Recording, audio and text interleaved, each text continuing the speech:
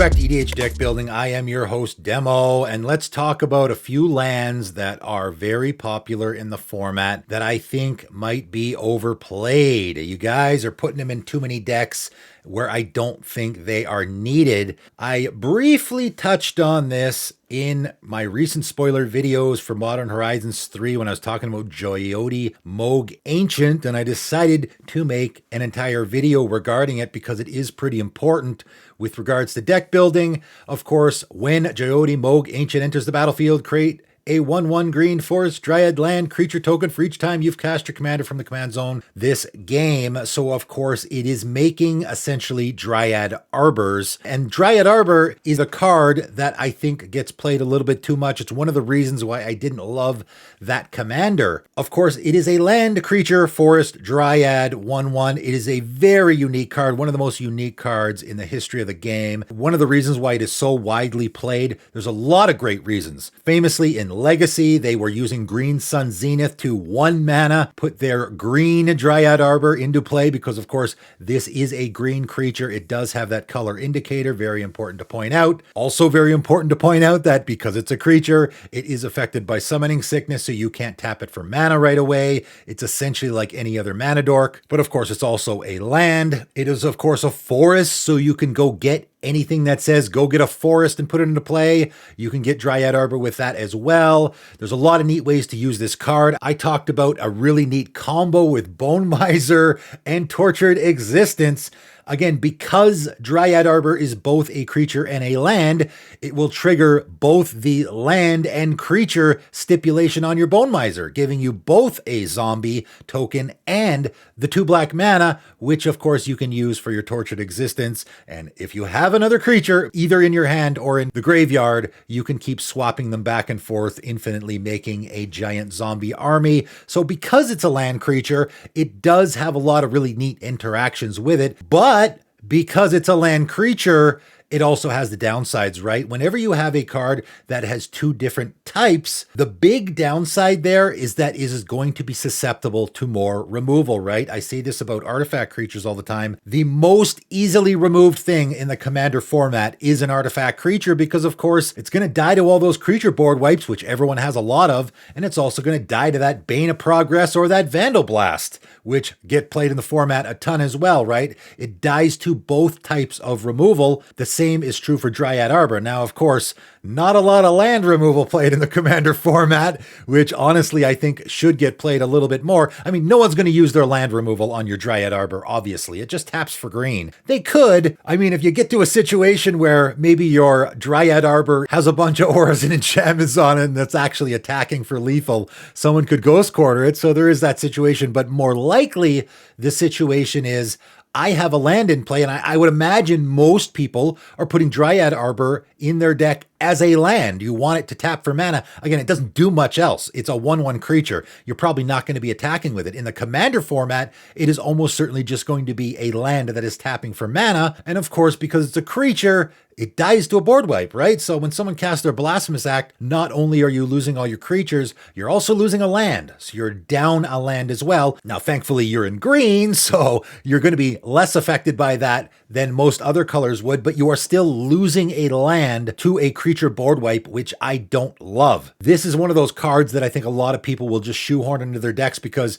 hey, it's a land and a creature, and Dryad Arbor is a great card, so why not put it in there? If you have a specific reason, be it that Bone Miser combo, or you want a Green Sun Zenith, go grab it, or whatever, sure, throw it in there. It is a good card. I will just caution you. You do have a land that will die to a board wipe. You might want to think about not putting that in there. Even more to the point are the artifact lands, and this is one that I've found baffling since the beginning of playing the commander format. All the time, I would see people put artifact lands in their deck that had nothing to do with an artifact theme. I mean, obviously, guys, if you're in an artifact theme, you want to be sacrificing your artifacts, you want artifacts in play for whatever reason, maybe you're even playing that Oskier landfall deck that I've heard certain people have that deck. You can make a case for that. There are obviously great situations where you want to be playing artifact lands, but I have seen a lot of decks playing artifact lands where there's no business for them to be in there at all. And also there's a whole lot of downside. I mean, first of all, they're a non-basic land, so I'm not sure why you would put an Ancient Den in your deck over a Plains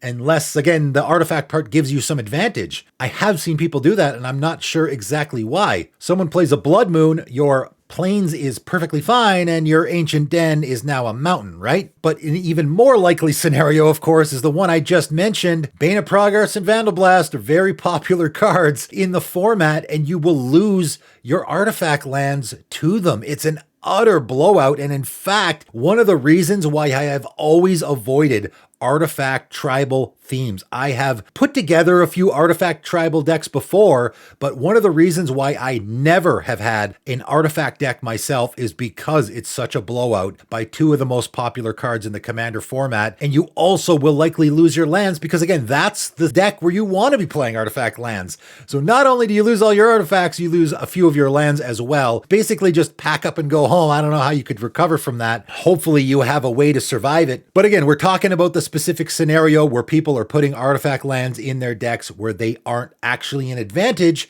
They're only going to be a disadvantage because you'll just lose them to artifact removal, right? So avoid putting them in your decks unless you're getting some big advantage out of them. And the last land I'm going to talk about in this video, and this is probably going to shock a lot of people, is Cabal Coffers. Calm down. I do think this is, of course, a really good land in the Commander format. However, I think it is overplayed. Okay, I will tell you where I play this card, and I do have it in a few decks. Of course, if you've never seen it before, it is a land that you pay 2 and tap, add a black for each swamp you control. And of course, essentially the combo is the main reason why everyone plays this with Arbor. Of course, Arbor makes all your lands into swamps, so now your Cabal Coffers adds a black for each land you control. So where do I play this card? I play this card in my mono black deck. I have one mono black deck, Cabal Coffers is in there, because even without the Arbor, again, I'm playing this card with the what if my Arbor is not in play scenario.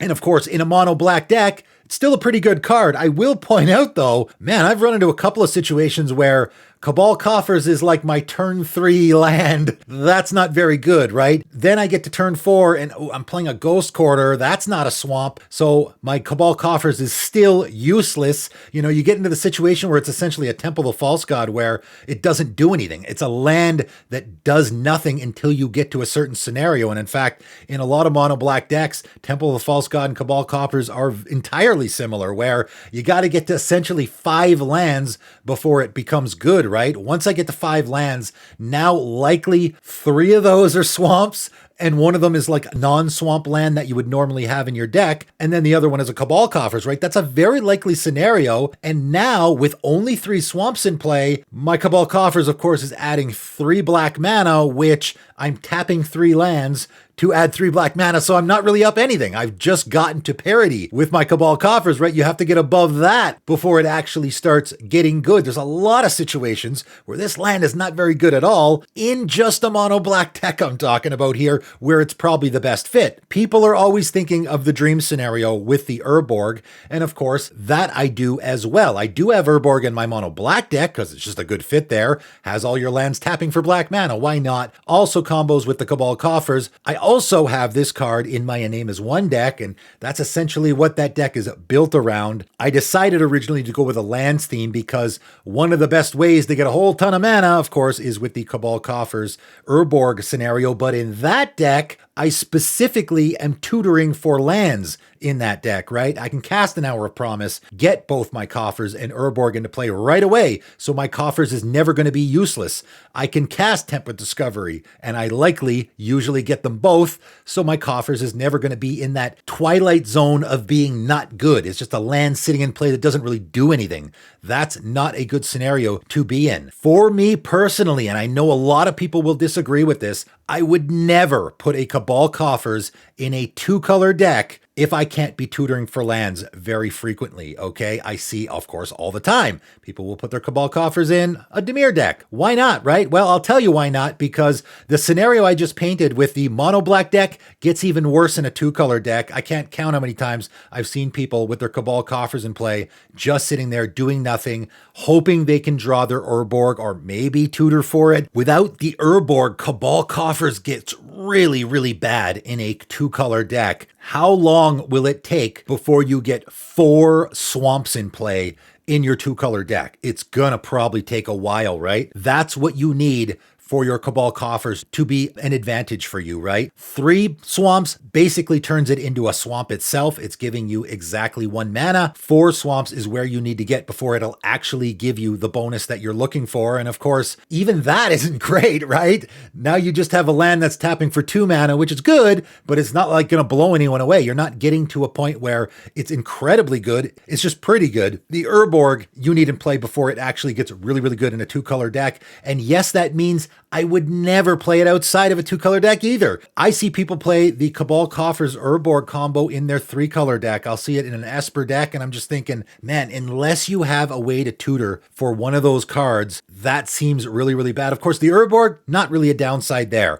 That's always good. It's going to come into play and tap for mana, but a Cabal Coffers is so bad in so many scenarios. And of course, I'm not even covering the land destruction scenarios here. As has happened to many, many people before, what if your Urborg gets destroyed, right? What if you actually assemble the combo and your Urborg gets destroyed? Now your Cabal Coffers is back to being completely useless. And yes, by the way, if you are in the scenario where you have that Ghost Quarter or Strip Mine and your opponent has the Cabal Coffers and the Urborg, you destroy the Urborg.